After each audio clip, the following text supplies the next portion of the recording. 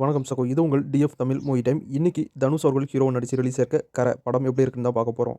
First கர படத்துடைய கதை என்னன்னு பார்த்துரலாம். இந்த படம் 1970, 80 காலகட்டத்தில நடக்கிற மாதிரியான ஒரு கதையா எடுத்திருக்காங்க. நம்ம ஹீரோ தனுஷோட பேரு தான் கரசாமி. ஹீரோ கர ஒரு திருடன். கடைசியா ஒரு தடவை திருடி நம்ம செட்டில் ஆயிடலாம் அப்படின்னு ஒரு இடத்துக்கு திருட போக அதோட அவரு போலீஸ் கிட்ட மாட்டிக்கிறாரு.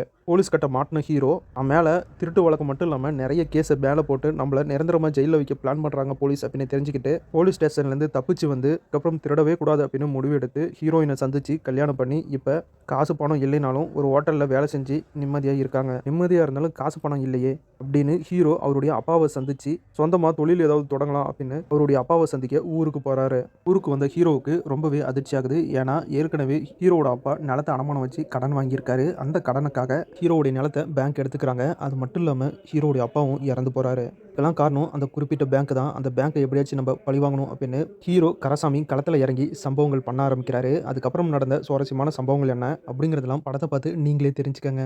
படம் ஸ்டார்டிங்லேருந்து எண்டு வரைக்கும் ரொம்பவே சூப்பராக எடுத்திருக்காரு டைரக்டர் விக்னேஷ் ராஜ். எப்பயும் போல தனுஷ் அவர்கள் நான் ஒரு நடிப்பு அசுரன் அப்படின்னு நிரூபிச்சிருக்காரு. படத்துடைய ஸ்டார்டிங், படத்துடைய இன்டர்வல், படத்துடைய கிளைமேக்ஸ் அப்படின்னு எல்லாமே சூப்பராக இருந்துச்சு. பேங்க் கொள்ளையடிக்கிற சீன்லாம் ரொம்பவே சூப்பராக இருந்துச்சு. டோட்டலாக தனுஷ் நடிப்பில் ரிலீஸ் ஆயிருக்க கர படம் எப்படி இருக்குது அப்படின்னா ஒரு சூப்பரான தரமான படமாக ரிலீஸ் ஆயிருக்கு அப்படின்னு சொல்லுவேன். ஒரு நல்ல படம், மிஸ் பண்ணிடாதீங்க. டைரக்டர் விக்னேஷ் கார்த்திக் ரொம்பவே சூப்பராக இந்த படத்தை கொடுத்துருக்காரு. கண்டிப்பாக எல்லாருமே இந்த படத்தை பாருங்கள். உங்களுக்கும் கண்டிப்பாக இந்த படம் பிடிக்கும். இந்த வீடியோ பிடிச்சா லைக் பண்ணுங்கள். நம்ம சேனலுக்கு தொடர்ந்து சப்போர்ட் பண்ணுங்கள், சப்ஸ்கிரைப் பண்ணுங்கள். அடுத்த வீடியோவில் இன்னும் ஒரு சூப்பரான படத்தோட மறுபடியும் உங்களை சந்திக்கிறேன். இது உங்கள் DF Tamil movie time. Thank you.